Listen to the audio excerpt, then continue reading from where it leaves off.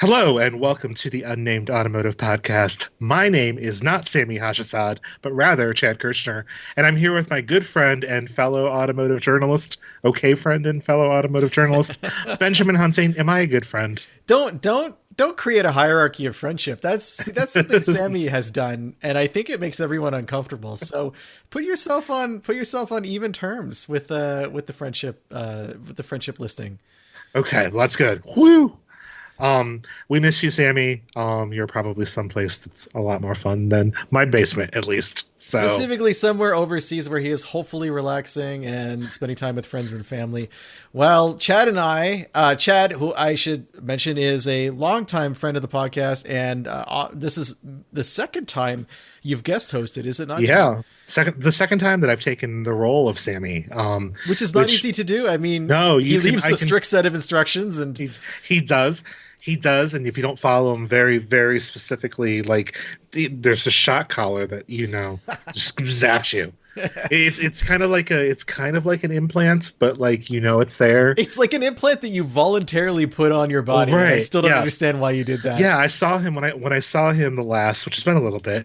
He's like, Chad, you need to wear this. I'm like, well, why? He's like, just do it, Chad. It's not for your safety, Chad. It's not for your safety. Chad, why don't you tell our listeners why you are guest hosting? Why you would be selected by Sammy to fill his role? Well, Sammy isn't here. So, I mean, that kind of answers the why. That's the mechanics of why, but there's the reasons why I think that people would be interested. Oh, sure. Well, I mean, I think that one, I haven't been here in a hot minute. I think, as the kids would say, something on fleek. And I recently, I kind of want to talk about some new projects that I'm working on. So, in the past, I've been on here. I've talked about, because you've been doing this podcast for quite some time now. This is probably episode 2000 and something. I've been on here talking before about trucks and different cars and things like that. And then for the last few years, I've been doing strictly electrification at a publication called EV Pulse. They ran out of money. So, and when I say they, I mean me, I guess, because I'm co-owner.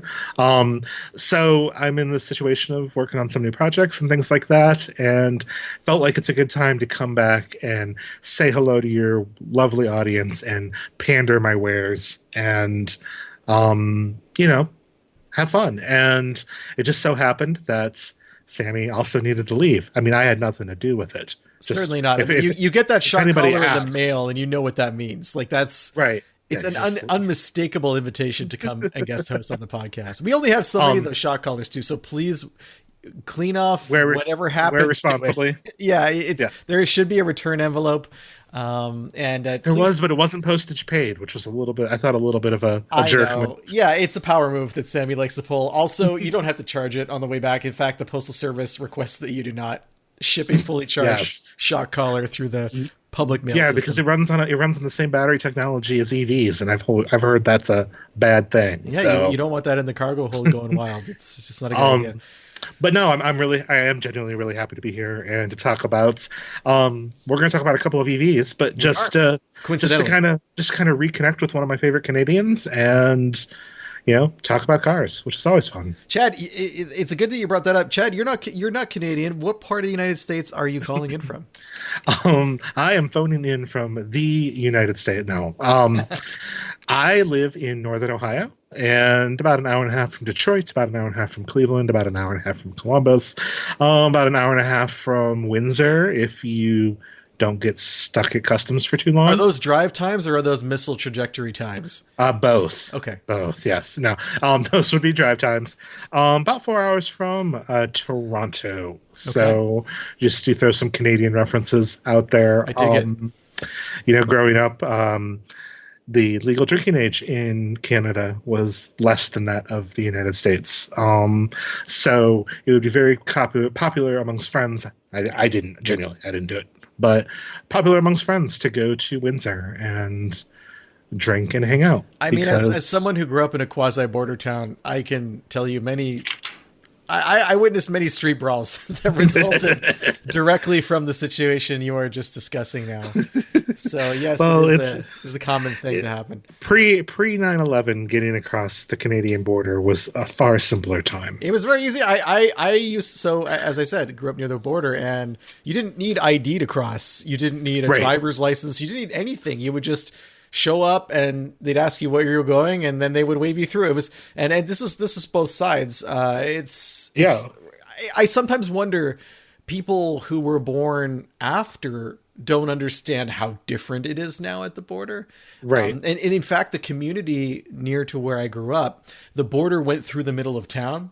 So there was an opera house and a library where the U.S. border went directly through the building. So you'd be in one side of the library and you're in Canada, and the other side you're in the United States. And this was not a problem. And there were streets where one side of the street, all your neighbors were Canadian, and the other side of the street, they were all, Vermonters. Right. And in the last 10 years, that's really changed in the sense that there's a lot more security. We're talking about, big concrete blocks being put up to block people from using these streets and stuff. And it's just a changed environment. So, nothing is static. And I guess where I'm going with this is, when you look at the world around you, don't assume it's always been that way. Yes, no, I think that's very true. And, I think a lot of people talk about the changes in flying that came before and after that event, and now that there's people that were born many years after 9/11 that have no idea what life was like pre travels. But it must be jarring to see like romantic comedies where someone runs through an airport to the gate because someone forgot something, or because they forgot to say I love you, and that's just totally impossible now. You walk your family to the gates. But I mean, just going across the border, like it was NBD to go to anywhere in Canada. Exactly. Like it was you just went, and coming back was, again, not a problem. Yeah, sometimes they'd be like, oh, you got anything to declare? But depending on the border crossing, it wasn't too busy, so like they would just remember you. They'd be like, oh, hey, you're back. Yep. Yeah, it's everything changes, and that's changed more than most things. And now it's easier to cross into North Korea from South Korea if you use the Armistice building. I wouldn't know, Chad. I don't have the same mules that you do going across the North Korean border. So I'm gonna have to. I just watched something very experience. I've just watched something very recently about the demilitarized zone, and specifically like how it's possible that you can have the Armistice building basically, and how you can cross and not get executed by crossing. Well, I think Dennis Rodman can cross anytime he wants. Well, he is a very special. Yes, he's a very special American who's allowed to do that. But he wouldn't probably be able to do it in a Silverado EV. A Silverado EV. Speaking of things that change, Chad, did you know there's now an electric Silverado?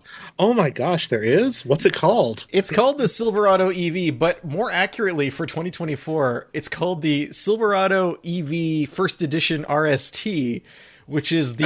excuse me, no. It's the RST First Edition. Not according to the build site. I thought it was. If you go and what's the build site? What's weirder, if you go to the build site, First Edition has a hyphen. But if you look at like press materials from General Motors, there's no hyphen. So right. I don't understand that, and it's both the Canadian side and the American side. Oh yeah, no, you're right. It is First Dash Edition RST. Yeah, it's odd. But I'm bringing this up because technically, and Chad and I were talking about this before the podcast, if you're in the United States and you want to build one of these trucks, the RST is the only one that's listed on the retail builder, and it's $96,000 pretty much. Yes, right around there. $96,495. Yeah, includes delivery. If you go to Canada, you will see 3 versions of the Silverado EV available for 2024, the 3WT, the 4WT, and the RST. And those WTs are work trucks.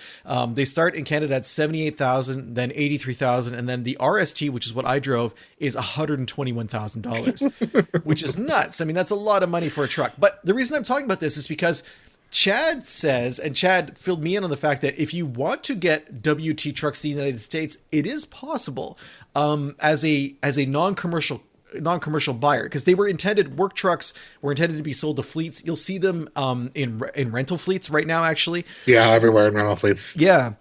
But dealers are willing to get them for you if you really want one of these trucks. It's kind of like the secret menu at In-N-Out, where you have to know what you want. And or I guess even if we want to have an automotive analogy, back in the 60s and 70s, where you would go to GM with the RPO codes, if you knew the actual codes that GM had for each of its individual options, you could oftentimes build a vehicle that had the features you wanted that wasn't available from an order sheet. Like you were kind of putting them together like Legos. And this is a little bit like that.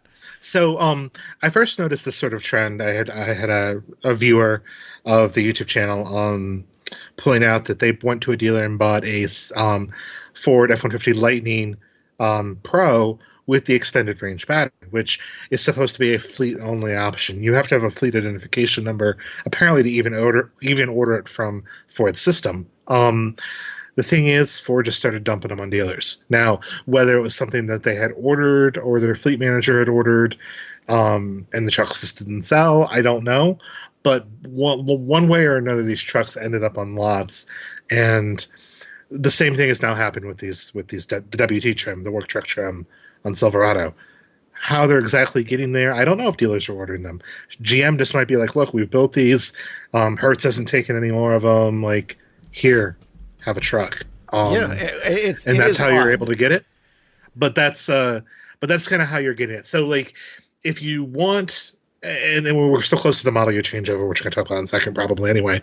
That's going to change here in the United States. We're going to have more trims for next year, but right now you can go save 25, 30 grand on a new truck, a new Silverado, and get a work truck, a 3WT or a 4WT with all of the range and nearly everything else you want. But an extremely bare bones interior for the money you're paying, I think, is something that a lot of people might be a little surprised by.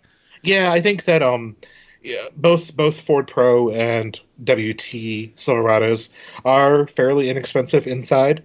I think it's a little easier to bear with the Ford Pro because there's less plastic. Because it's also less expensive of a truck. By a decent amount. So apparently to get 350, 400 miles of range, you have to have a pretty big battery. Yeah.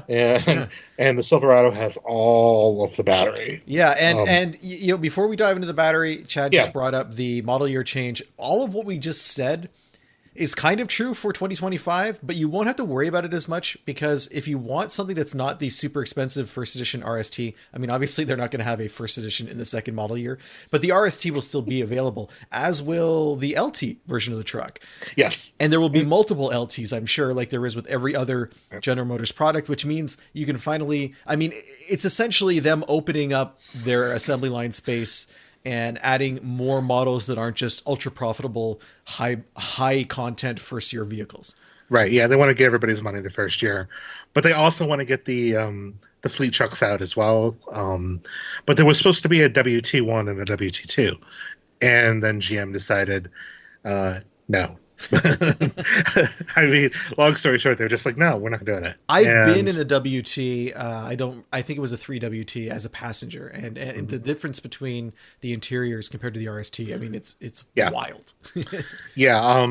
The RST, I mean, I should be able to say the RST is a trim that GM introduced, 5 years ago now, Something like that. Yeah. I think it first came out on the Suburbans and Tahoes. It did. Made its way to the Silverado. I was at an event in Texas where we got to play. We were playing on a Texas State Police training facility. I forget where we were. Something along those lines outside of Dallas. I don't know why I remember this. But I remember asking Monty Duran at GMC at the time, I'm like, does RST stand for really stupid truck? And I thought he was going to backhand me. It was like a pseudo performance model for the most part. Yeah. You got like the performance exhaust and stuff like that, but it wasn't. It was designed to be a sporty looking and sounding trim, without necessarily adding more power. Yeah, exactly. Kind of like the RS was for the crossovers and the passenger cars at the time, Yeah. where you would get like the fancy red stuff everywhere, the red line look on the wheels and inside the interior, but it didn't really do much to move the needle anywhere else. But with the first edition RST, I mean, there's a lot of needle moving because you mentioned gigantic battery. So Yes. this truck comes with more than 200 kilowatt hours of usable capacity. I think the total is like 214 or something like that. Gross is over 220. Okay. Nominal is like 215 ish, Wow. 214. I keep hearing different numbers. Yeah, but I basically- heard. I'm just going with over 200 because I've heard anything from like 204 to 215. So Yeah. who knows? roughly 3,000 pounds, between 2,900 and 3,000 pounds. And that makes the battery fully 1/3 of the weight of the Silverado EV, which is like just over 9,000 pounds of curb weight. Or a Honda Civic Type R. That's really crazy. Another area where GM has been kind of strange about how much about the specifications of the vehicle is the horsepower. So the truck, it's essentially the same platform. It's the Ultium platform that they use for the Hummer EV, except instead of 3 motors, you're getting 2. Yep. And GM advertises up to 754 horsepower and quote unquote more than 785 pound-feet of torque. But there's an asterisk for those numbers. Those figures are available when you engage the wide open watts or WOW drive mode, Yes. which gives you as much power as it can until the battery's overheat and it draws you back. I assure you, you will not be able to get to the battery overheat point because it is so fast and so scary to drive the vehicle in that mode that you will not keep the pedal down long enough for it to be an issue. The weird thing is, though, every other drive mode, there's sport, there's normal, there's tow and haul, et cetera, et cetera. I think there's a snow mode. They don't tell you how much horsepower it's generating in those conditions. Oh, sorry, under those modes. And it's clear that they're attenuating the power somewhat because it doesn't accelerate nearly as quickly, and they're kind of pushing you more in the range direction. Chad, do you know anything about, like, I know that if you look at the WT trucks, they're listed at around 600 pound-feet of torque and 500 horsepower. Is the RST defaulting to that in normal drive mode? So in normal drive mode, they should be similar, if not identical. Okay. Because it's worth noting the WT trucks don't get the wow factor. Yeah, because I'm pretty sure that they all are using the same motor type. Yes. And they're using the same batteries. Now, where you can get some weird kind of math going on is if you try to compare it to Hummer, because like Hummer EV with the big battery, is the tri-motor whatever setup. But if you go to the Hummer EV SUV with the tri-motor setup, you only get 850 horsepower instead of 1,000 because the battery pack is smaller. So instead of being a 24 module Ultium pack, it's a 20 module pack. So it's total power output depends basically on voltage, and larger packs have more of it.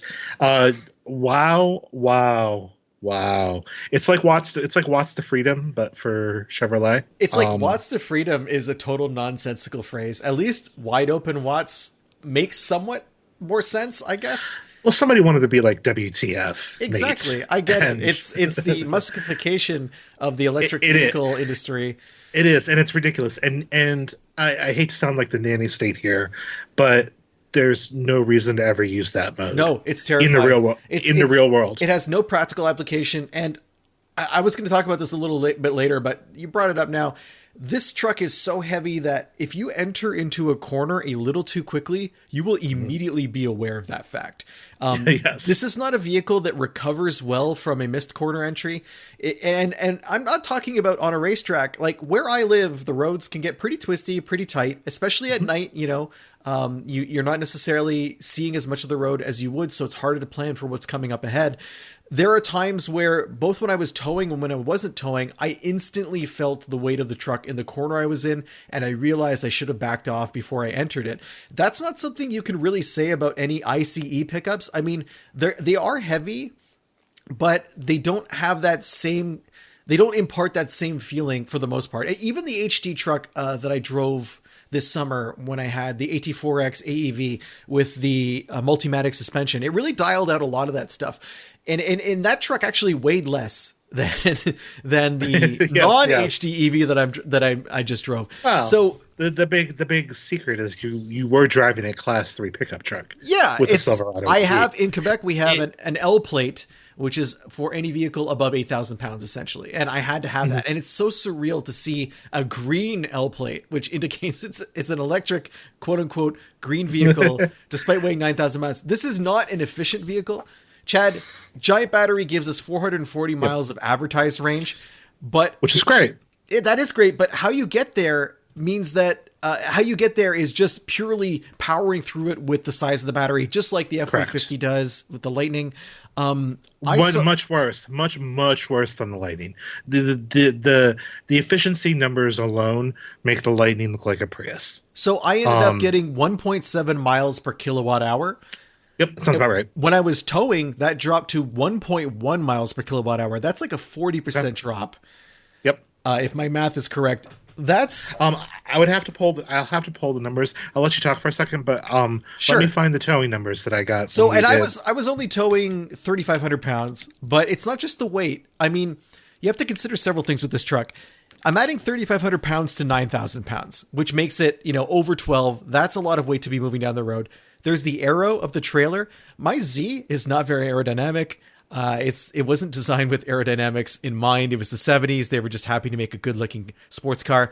So when I plugged in the trailer hitch, obviously the truck doesn't know what the shape of the cargo is that I'm hauling, but it can get kind of a little bit of an idea of the weight just by how it feels with the tugging. It dropped me down from 450 miles of range on a full battery to 232 miles. I drove 50 miles while I was towing.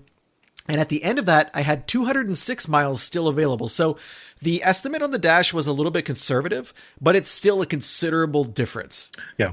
So in combined driving, we were towing a 7,500 pound trailer. Now that's quite heavy, but it's still well under the 10,000 pounds this truck's able to tow. Yeah. So I'm actually referring to in this case, I'm referring to the F-150. Okay. Just for the comparison, but that's also a 10,000 pound max tow. Now I was towing a car, so that is a bit more aerodynamic than, let's say, a box trailer or whatever. Obviously, highway driving, dedicated highway driving at the speed limit, which is 55. At least I think that's a national speed limit actually for towing. 2.3 miles per kilowatt hour. In combined driving, we got 2.5 miles per kilowatt. So I was not driving 55. I was driving 55 for portions, but probably between 55 and 60, and then up to 65 on the highway. Okay. So was it mostly highway, or was it a combined? It was mostly secondary roads and up and down. Like, it's pretty hilly and mountainous where I am. So almost a mile per kilowatt hour difference between both trucks. And I was able to still get nearly 170 miles of range out of the Lightning. Okay. Towing a much heavier trailer. Now, the reason I bring up towing is because it sucks to charge. It sucks to do anything with a trailer. Mm-hmm. Like, even getting in and out of a gas station can suck because there's no accounting for how people park at gas pumps. Correct. And how much room you're going to get in and out. You're pretty much looking for stuff that's just off the highway is usually your best bet because they have giant plazas and it's easier. When you have a pickup truck that needs to be plugged in, you're probably going to have to drop the trailer. I mean, 90% of the time. 90 to 95% of the time, you're going to drop the trailer unless you're a jerk. And that is a problem. What I will say, and sorry to cut you off. That's okay. I was exactly about to say what you just said, unless you're a jerk. Like, that was my exact phrasing. Yeah, unless you're a jerk. But the closest EV GO station to me, which is a little bit of a drive, but I use it all the time, is one of those Flying J Service Plaza ones. Okay. Partnered with GM Energy. The stalls are pull-through. And they're great. They're canopied. They're pull-through. There's plenty of room you can pull in with a trailer. That's amazing. You don't have to drop You don't have to drop the trailer. And hopefully that's the future of at least highway charging. Yeah, and I saw the car that I was in last week that we're going to talk about later. I once used the Tesla supercharger for it. It was a fairly new supercharger install, and they had pull-through slots, including a spot marked very specifically for "Are you towing a trailer? Charge here." So you wouldn't have to drop a trailer or block another stall with your trailer. There's another kind of semi-demoralizing thing that comes with having a battery that's this size, and that's if you're someone like me who primarily charges at home using a level 2. It takes a week. It takes so long. It feels like going back to the bad old days where you had 110 and you're just plugged into a regular outlet. Like I had. Ooh, this is a little bit irritating. So the Silverado EV doesn't show you battery percentage until you leave the vehicle. It's not easy to. If you can see it, I couldn't find it. You have a gauge that, if you can read the gauge, you'll get a rough idea of how far you are above 75%, how far you are above 50%. Right. Even if you look into energy management and energy usage, it doesn't really give you a battery percentage. If you stop the truck and open the door, it will show you the percentage number as you're leaving. So I came home from a day trip into Montreal, and I probably had, I want to say, around 75% battery, maybe a little bit less. I plugged it in for 8 hours. I had to get up early and return the vehicle the next morning. And in that 8 hours, I think I got up to about 90% battery. Yep. That's only 15% over 8 hours. So it's still the same quote unquote amount of energy. But when you get in the truck and it's been charging all night and you look at it and it's not 100%, you're just like, aw. Well, and adding to the wall part is we are still hyper fixated. We in the media as well are still hyper fixated on range above all else. For sure. Which is why there is a 200 plus kilowatt hour battery in this truck. If we were more efficiency focused, then you wouldn't run into this situation where even with a 10 kilowatt home charger, it takes you 20 hours to charge your truck. Because when you have a more efficient vehicle, every kilowatt hour you put in goes farther. It's almost as though we're buying pickup trucks where they've replaced the cargo bed with a gas tank. Yes. And that's not something that anyone would ever buy.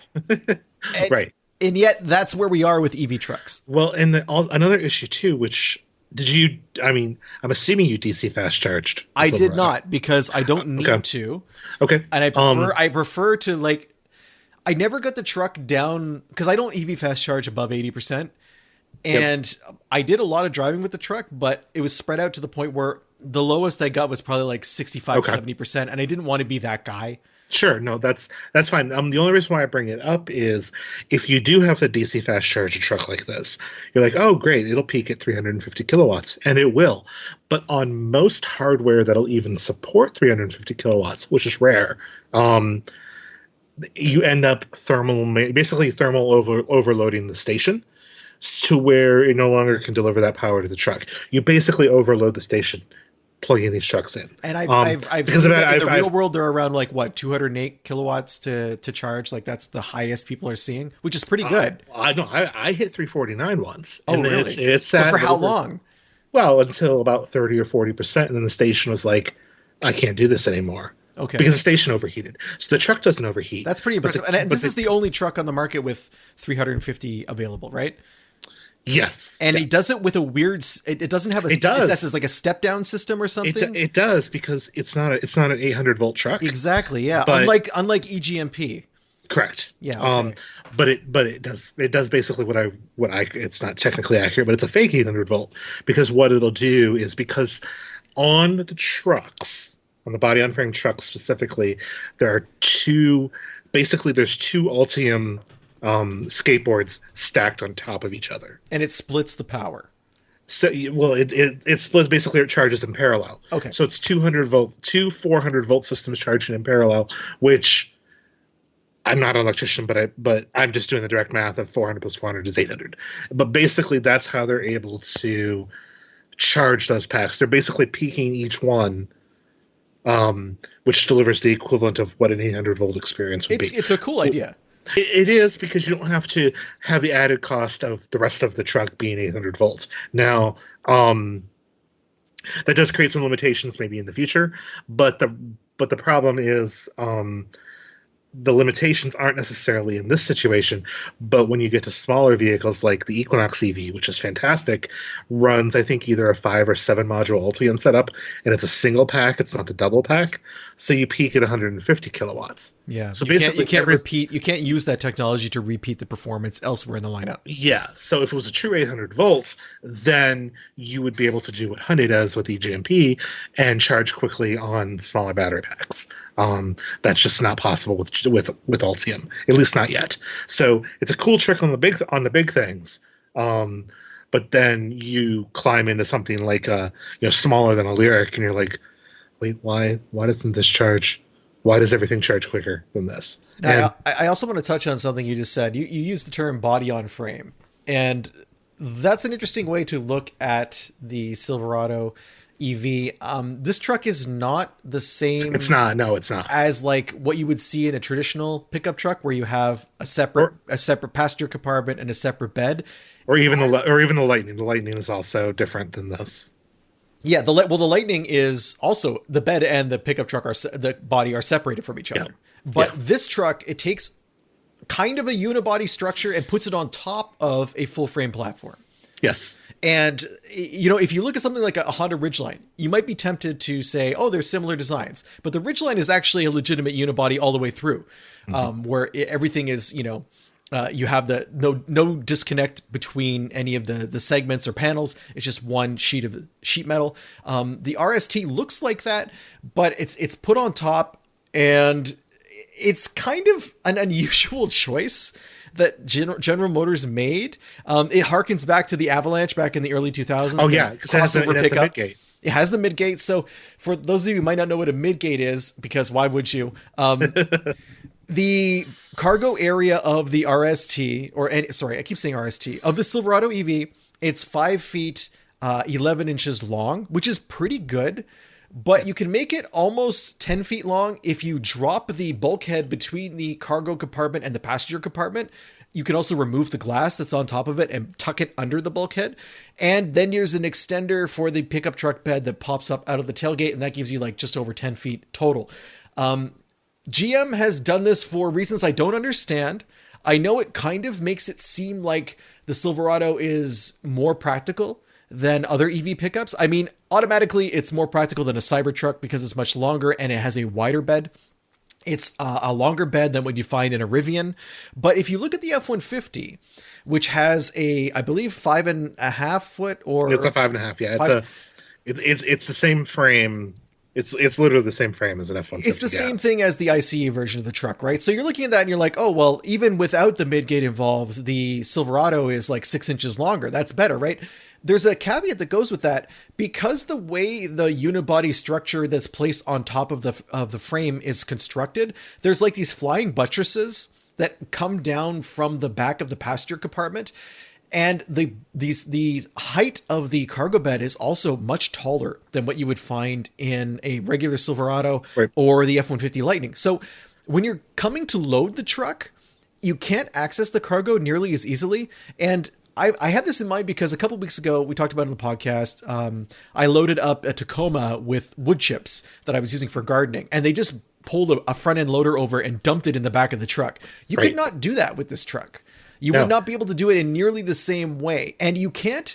The other issue with the Midgate is, let's say I wanted to haul more wood chips. I can't drop the Midgate and fill my cabin with wood chips or like bricks or mud or whatever. And you can't drop the tailgate either and use the tailgate extender for that type of cargo. It's like Midgate is useful if you're hauling a kayak or something.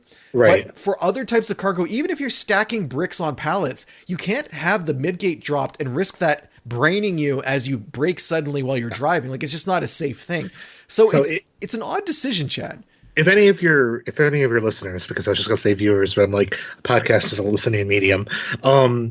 If any of your listeners haven't seen one up close, imagine a pickup truck, but it's sitting almost on top of like two 2x4 blocks, because basically the Ultium, I mean, it's covered, but basically the Ultium, the 2 rows of batteries do their thing, and then the truck sits on top of the batteries. They're structural items in the design.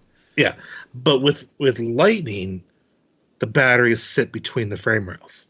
So there is no added height due to the battery pack. So basically, the beauty of Ultium is it's a skateboard. It's these modules. You just add the number of modules you need. If a module goes bad, it's easier to replace one module than the entire pack.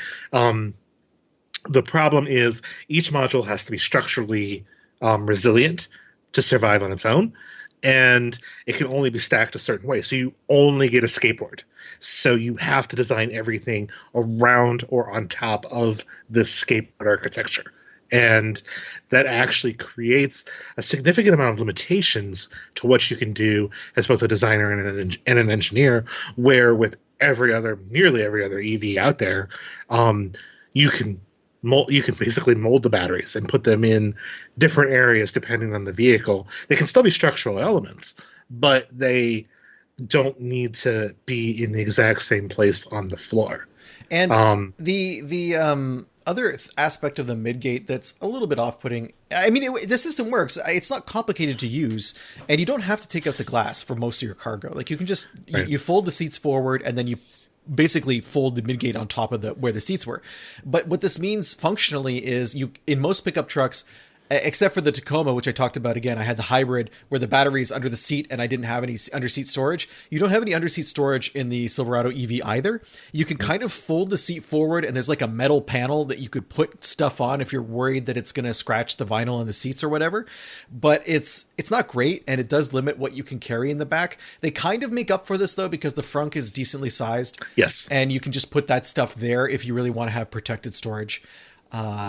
The other thing is, if you wanted to put a cap on the back of your Silverado EV, you probably can't do that because of how the buttresses are designed. Yeah, at least not until a supplier has come up with one for it. Yeah. And that is sort of the beauty. I keep going back to the Ford. I'm sorry, but like the sort of, again, the beauty of the F-150 Lightning. It's just a truck. It's an F-150. Yeah. So all of the mounting points for accessories and stuff are the exact same. I agree. The Silverado EV is clever. And yes. It does a lot of stuff well, but it has the limitations that we've been talking about. Yeah. And another thing I noticed with the Midgates, now I haven't driven the Silverado EV recently enough and long enough to know this, but I know that with the Hummer EV has the Midgate as well. And that truck was very loud to drive. Now you're going to say, of course it's loud. It's got these big chunky tires and these removable panels and stuff like that. Driving the Hummer EV SUV, which didn't have the Midgate, was significantly quieter inside, even though everything else is the same, including the plastic roof panels. All of those were the same, but the truck just it was quieter and felt more premium because it didn't have that Midgate. No, it's funny. It's funny you mentioned that, because there were times when I was driving the Silverado where I physically lifted the window switches because I thought something was open. Yeah. And nothing was open. I was just hearing a lot of noise. It also has a giant glass roof panel with no shade. Mm-hmm. I'm pretty sensitive to sunroofs and getting blasted because I'm like super pale. And, yep. But I didn't have a problem with it. The tinting worked very well, but that's not going to help with your noise either, because it's not super insulated, the glass, for one. And for another, any noise that's in the cabin will reflect off of that glass and back into your ears. Yeah. So this, I mean, I don't want to say like great things. It doesn't sound like you had a chance to use it, but Super Cruise is fantastic. I use Super Cruise both normally and towing. And how was it towing? It was fine. So Super Cruise on this truck, it offers automatic lane changes in normal operation, which work very well. You're just driving, hands in your lap, come up on slower traffic, changes lanes for you, and then it pulls back in. Works pretty flawlessly. Last year, I did about 500 miles of hands-free towing in an Escalade, and that was excellent. I can't remember if the Escalade had hands-free towing lane changes. The Silverado RST does not. It disables that feature. But other than that, it works quite well. With the trailer on, no problems. This truck tows. You would have no idea that you're towing anything. It is extremely competent in that area. Obviously, you have the huge range limitation. But torque is great. Torque is great. It's very good. And just the control of the trailer as well. Like it's seamless. I was impressed by that. And rear wheel steering. I mean, so I'm glad you brought that up. Okay.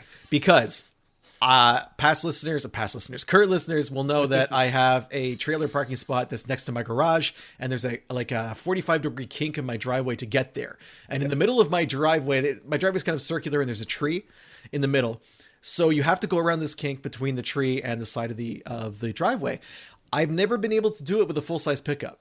I can pull the trailers out, but backing them in, I can't do it with any. I've only ever been able to do it with the Tacoma and with my Jeep. With my Grand Wagoneer, I can do it on the first try, no problem. The wheelbase is perfect for it, and I can see everything because the greenhouse is so big.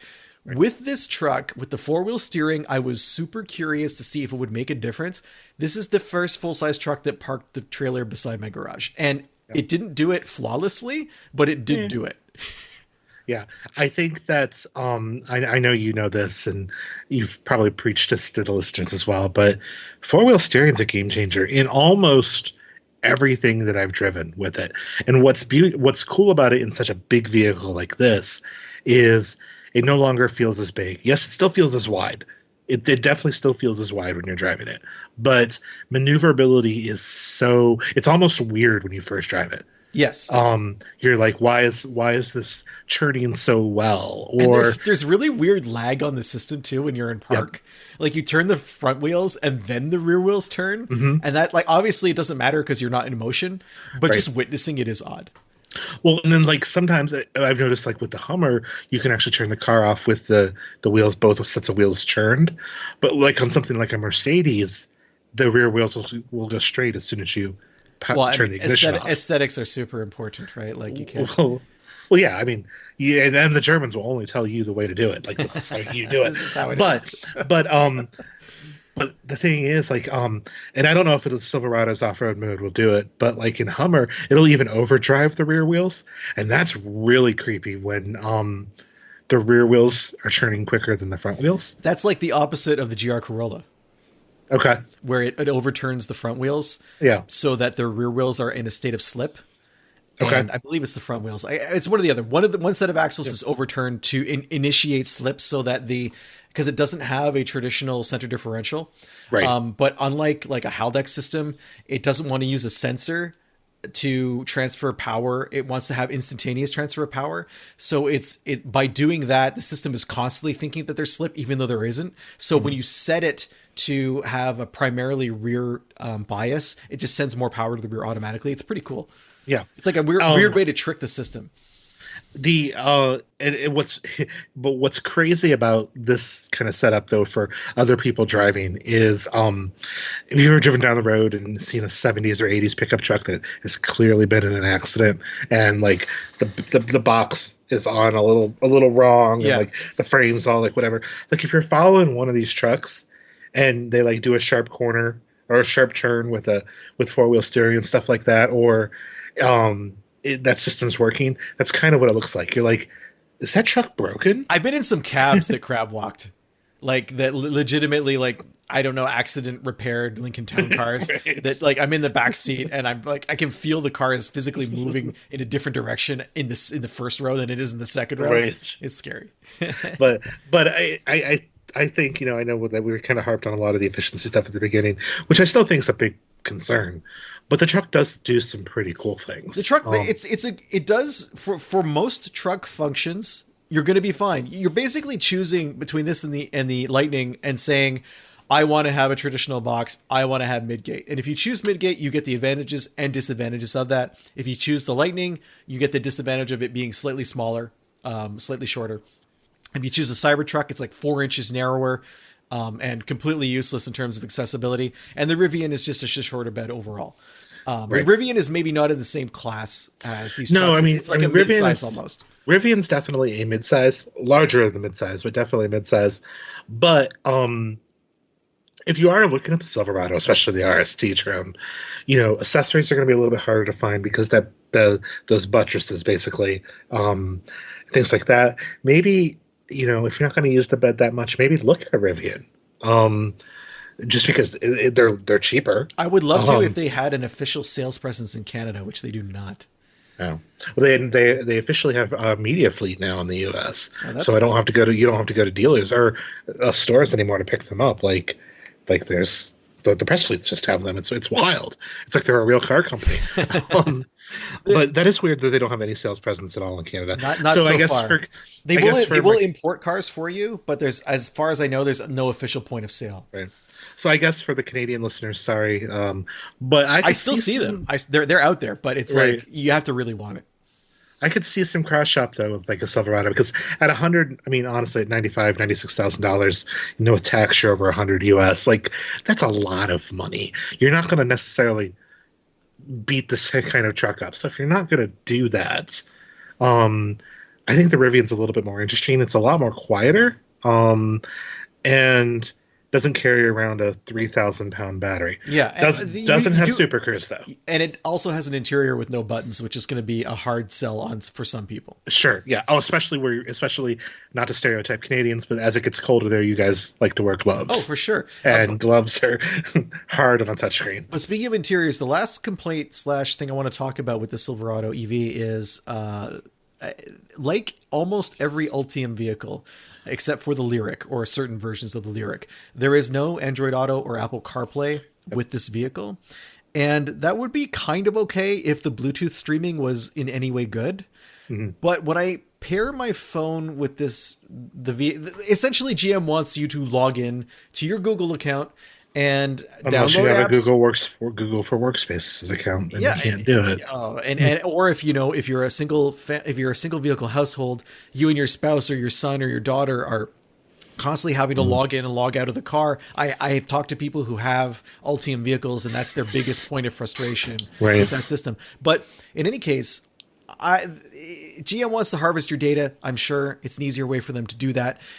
You end up duplicating all the apps that you already have with you in your phone. That's a bit frustrating. But for me, I was just trying to stream music or podcasts off of my phone. If you do that on the RST, you get a streaming screen for, when you choose the source for what you want to listen to, it's just blank. It doesn't even tell you, like, it works, but it doesn't tell you what you're listening to or how much time is left or anything like that until you go to, like, there's another status screen kind of that shows you trip information and like listening now. And that screen has it, but not the actual media screen. And the update screen that it was showing it, the status screen doesn't have all the controls that you would want. So it's really kind of frustrating. The other aspect of, and this is not just the EVs, but several GM systems. If I got a text message and I had given the vehicle access to my text messages, it would pop it up on the screen and give me, an alert that you got a text message, and you can play it and then respond verbally if you want to. But it would also give me 2 or 3 other alerts that 2 or 3 other people had sent me text messages and they hadn't. These are text messages that had dredged out of the past of my phone. And I'm talking some of them are years old. And it just shows them as being recent, and they're not recent. And it's super weird and jarring. And GM is the only company that consistently does that. So the bottom line for me is, if you're going to remove a feature from your product that lots of people use and like, you need to replace it with something that is as good or better. And they did not do that. Yeah. So I agree 100%. I understand. I mean, sure, of course, it's a data play. I do understand part of the argument. Like, they're like, well, Tesla doesn't do it. And the thing is, like, if you have, again, the system has to be good. But if you have a good system, there are EV-specific reasons why you wouldn't want to use Apple CarPlay or Android Auto. For example, dynamic route planning. Not just because, hey, it can check the charge of the car, Apple Maps can do that now, but because it can activate functions of the vehicle, such as preconditioning, to heat the battery up or to warm the battery up before you get to the charging station, so you can have a peak an optimal recharging. But the Galaxy Brain solution to that is to partner with existing software platforms and introduce those features rather than trying to do everything on your own. Well, some of that is a limitation of, which obviously could be overcome through partnerships the right way. But some of that is just a limitation of both Android Auto and Apple CarPlay, which aren't allowed to access certain parts of the vehicle for sure due to safety concerns. But why not? That being, you could have an app that is, let's say, a GM specific app that would do that for you. Well, the real solution. Well, you wouldn't be able to, because it still wouldn't be able to talk to the car, because there's a firewall between CarPlay. Okay. I see what you're saying. But the real solution is what, it's going to sound really snooty, is what Porsche does, or what any other EV automaker does, which gives you the choice. If you want to use Apple CarPlay, just because I have an iPhone, I'm going to keep saying CarPlay. But like, if you're using Apple CarPlay, cool, go ahead. We'll support it as much as we can. Here's this, whatever. Great, fantastic. But if you are, I just completely lost my train of thought. I'm sorry. It's because you're telling me things. Sorry. No, it's okay. But then if you want to use the built-in stuff, take advantage of that, you can. Or you can use Apple CarPlay, knowing that maybe you won't get all that functionality. And I think that's the right solution. Just give the customer the choice. Give the customer. I think choice is really the smart thing to do, because I can understand that they're afraid that dealers are going to get complaints. But then the dealer could tell them, well, here's what you can do to fix that. Like, it's not like there's no solution to this problem. Right. The built-in mapping did do exactly what you're saying. Like, it was pretty good at finding chargers. It wasn't so good at telling me if chargers were in use or not. That I ended up using. Because it's relying on, and the problem with anything that's not directly Tesla, gosh, I hate saying that.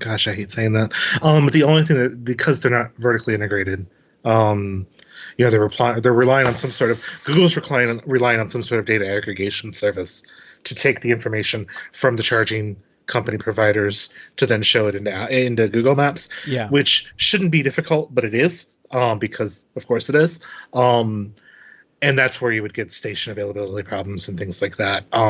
Fortunately, you can take a Tesla adapter and you can go to a supercharger and use your GM product there, your Ultium-based product there. Though, unfortunately, they don't support plug and charge like Ford does. So you have access to a lot more charging stations, which is great. They're only 400 volts, so they're not going to peak charge something like the Silverado. And you do have to start the charging session on the GM app on your phone. But you can do that. The Ford system, man, it's so slick. You just pull up, put the adapter in, plug it in, walk away. It's like the Tesla experience. But Chad, you bring this up. I think I'm wrapped on Silverado EV. But before we end the podcast, I do want to, because of what you just said, I want to ask you a question about. Yeah. And this is something Sammy and I had talked about on a past episode, but didn't really have an answer to. Yep. With so many vehicles now going to the Tesla standard for plugs, you have people like me who already have their level 2 charger at home. Yep. What does this mean for me? Like, am I going to have to buy an adapter? And then if I have to buy an adapter, am I going to be able to plug my level 2 back into its holster at the end of using it? Or am I going to have this ugly adapter on the end that's going to prevent that from happening? And like, where do I keep the adapter outside in the snow and all sorts of stuff like that? Like, yeah, I really wondered about this. So, speaking specifically to level 2, there is one way that level 2. So I won't drag this out, I promise. It's okay. Listeners, I promise. Right now, when you buy any new Tesla, it comes with an adapter in with you that allows that converts the J plug, the J1772 traditional level 2 plug, into the Tesla connector, so that you can use any old level 2 charger on your Tesla. Now, that adapter, I've seen third parties make them as cheap as $20. So if you lose it, it's not free to replace, but it's also not terrible. So that kind of adapter is honestly what you'll use in the future in order to level 2 charge at home. That adapter will, if everything is an NACS connector or J3400 or the Tesla plug, all the same thing for your listeners. If it's that, yeah, you'd probably just leave the adapter connected. Depending on your charging station and your cable management and stuff right now, yeah, it might not be able to plug right back in. It's just going to depend. I'm taking this personally. I'm sorry. No, I mean, you could also just from the universe. Yeah, I mean, you can unhook it and maybe throw it in the trunk of the car, or when we had a Tesla for a while, we put it in the glove box, or not the glove box, but the center console. It's something that kind of always lived with like the emergency kit, because I feel like. And this is the need for this is going away, but like I feel like if I would have bought an EV last year or a year before, even anytime before last year, I would want to make sure there was always a portable charge cable in the car, even if the car didn't come with one, because you just never know. And as part of that in that storage bin with the just you just never know is where I would throw that adapter in. I just it's annoying, like the idea that you bought a level 2 charger, you invested in it, and then like a year later everything changes, like the standard changes. Yeah, and I'm not saying it's not annoying. I don't want to diminish that at all because it is, especially if you just bought one. But your solutions are going to be fairly limited. They're if you're adventurous enough, you might be able to cut the wire. Oh yeah, I'm definitely doing that. I'm definitely going to cut the high voltage wire. Well, it's not. It's for level 2. It's not bad. You'll only mildly electrocute yourself. I mean, I'm not cutting any wire in my house, and then I pick up the level 2 charger, and it's like thicker than my wrist, and I'm like, yeah. Unfortunately, you're just gonna have to. You'll have an adapter, and maybe people will be clever about adapters and come up with mounting solutions. It's probably a great solution for some aspirational 3D printer owner to, create a little dock that you can kind of mount next to your charger to have the adapter sit on, because you're going to want to have a charger that can do both. Someone like me has no choice, right? So. Well, yeah, but you're almost going to want, because not every EV is going to transition at the same time. Yeah. And with the amount of cars that you're in, you're going to want to be able to have both. For sure. For a regular owner, I want to look something up just really quick, because Tesla sells what they call a universal thing now, and I wonder how they handle the adapter situation. I don't want to log in. Just take me to the charging with Max, charging calculator, helping me charge. It just sucks. It's just gonna suck, and I'm sorry, but it's just gonna suck. And that sounds like as good a note as any to end the podcast. It's just gonna suck. But if people want their lives to suck less, I think there's a way for them to make that happen, and that is by checking out Chad's new newsletter, which I have been subscribing to since day one. Yeah, and which I highly recommend everyone else do. Chad, how can they do that, and what kind of stuff are you going to be gently depositing in their inbox? So to just put a real bow tie on the suckage. The Tesla Universal Home Charger is something really cool. The adapter sits inside the charging base, and it works the way a Magic Dock used to work. Gosh, that's clever. Gosh, I hate how clever that is. My newsletter, it's called the Kirchner Report, or Rapport if you're That's where I was thinking my first thought. The name was inspired by a Mr. Ben Sanders and a Mr. Craig Cole, who were my employees up until recently. If you need to hire people, though, they're great people. Inspired by them, they actually really wanted me to start like a YouTube channel that I play the role of Alex Jones, like an Alex Jones type character, but just like make it all satire. And they're like, I should call it the Kirchner Report. Like that's kind of how the genesis of that. But that's because everybody that used to work at Vertical Scope are weirdos. I used to work there too, so I can vouch for that. So is Sammy, I believe, right? Yes, Sammy's a hardcore Vertical Scope. Hardcore Vertical Scoper. Greg Migliori is there now. I don't know if you saw, because Jason Stu left, and Greg is now there after Autoblog. I did not see that. This is a long way of talking about my newsletter, but it's KirchnerReport.com, KirchnerReport.com. The KirchnerReport.com also works, and it's an automotive, mostly opinionated kind of newsletter. I found that there is a lot of that I feel like I can provide a lot of analysis and stuff of what's going on. I not to sound egotistical, but I know a lot. I've seen a lot.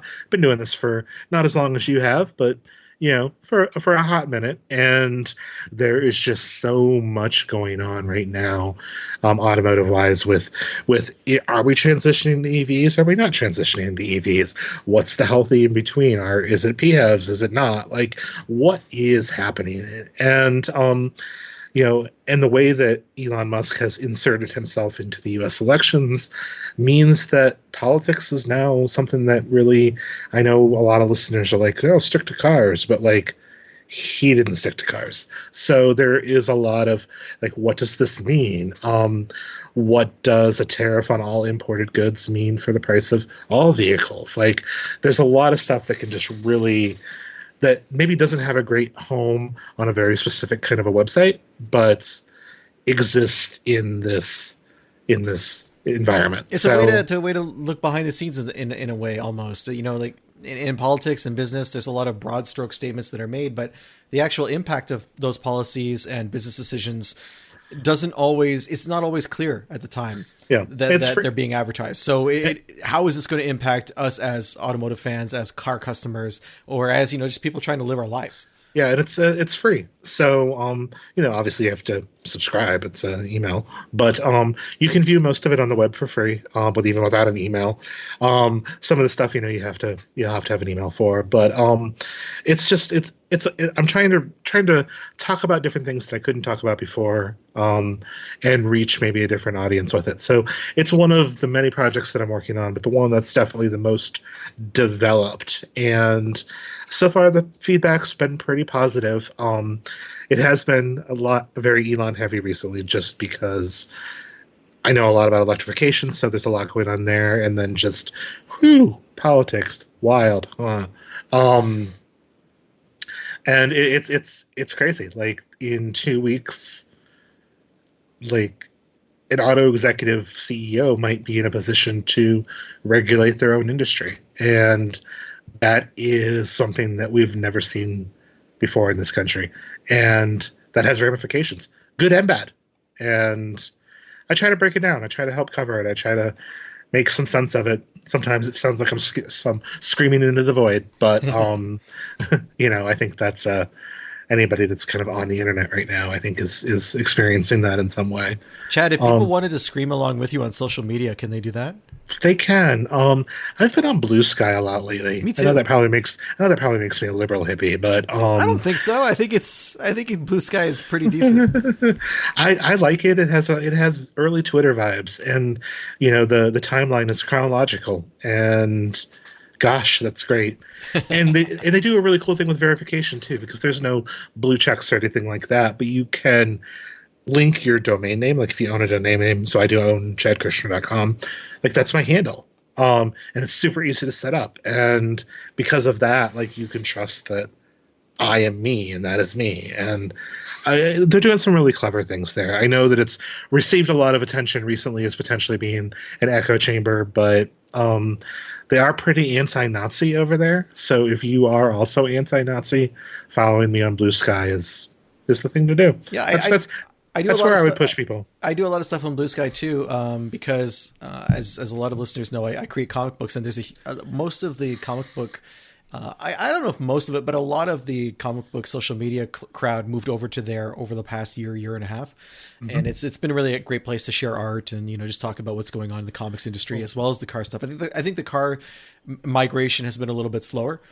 It has. A lot of people don't want to give up their audiences, but the reality is most of your audiences are bots anyway, or you're just not getting the engagement that you used to get on Twitter. So, as we referred to on the show, it is quite often just a cesspool, and it is for sure. But yeah, it feels just nicer over there, and like I said, it doesn't feel like a Nazi bar, and people are making their way over there, and like, even the U.S. government's there. The best social media team in the government is the Consumer Product Safety Commission, which are the guys that handle like recalls of like baby cribs and stuff. Their social media channels are just unhinged amazingness, like just unhinged amazingness. And they've brought that over to Blue Sky. Yesterday they told me that doing crimes is bad. So that's a hard lesson to internalize, but maybe one that we should all listen to. Yes, they were like they said, oh, hey, the part of like a damage plan or whatever for your house is you should know how long it takes for the fire department to get to your house when you're planning stuff. And I'm like, how do you figure that out? And they're like, contact your government or whatever. And I said, I can't just call 911 and find out. And they're like, do not do crime. I'm like, it's funny you should mention that. So when we first moved out to where we live now, out in the woods, driving down the road to the house, I kept seeing these signs that said, like, in French they would say like water access point.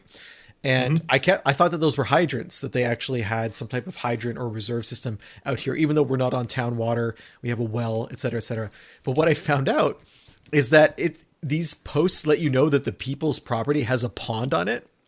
And that my pond is what they'll use to fight a fire on my house if they ever have to. Right. So okay. like they have to know like that they can get to that pond, make a hole in the ice if it's wintertime, and like put a pump in there and drain my pond, I guess. I don't know how long it would take. Like, my pond's not small, but it's also not like acres of pond, right? So I don't know how much water you'd realistically get, but once the tanker truck runs out, that's what they're going to use. That's that. I mean, it's good to know. I mean, RIP my fish, I guess, but I guess, but out in the country, that's what they do. Yeah. They go grab that out of the pond. You know. You can find me on Blue Sky too. Yeah, please. Benjamin. Yeah. It's the same as on Instagram at Hunting Benjamin. I use Instagram still. There's still some good stuff there, but it's a lot more crowded in terms of ads and monetization and that kind of stuff. So I just try to have fun with it. Yeah, eventually ads will get to Blue Sky and I'll be sad. But right now it's also an ad-free experience. But yeah, Instagram is great. I don't spend any time there, otherwise I would hit that up. But